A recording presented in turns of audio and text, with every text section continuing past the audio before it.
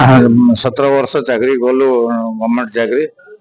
2-3टा station रे भी चाकरी करी आसिलु एठी जारका रे भी 2021 चाकरी करिछु एवं हमर जाहो गोटे टीम वर्क रे हम समस्त मिली मिसी की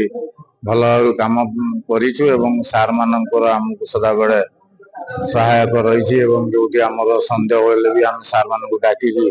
साइड उपरे हमर क्लियरिफिकेशन करूथलु एथिके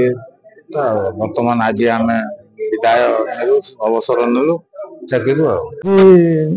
जारका डिविजन रो 2 जन सहकारी जंत्री आज अवसर नहीं एवं गोटे विदायकालीन संबर्धना सभा आम करूँ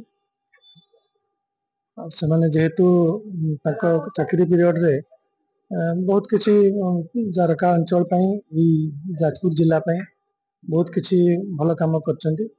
एंटायर डिविजन रो एवं चीफ ऑफिसर स्टाफ मैंने समस्त बसिक विदायकालीन संबर्धना आम आज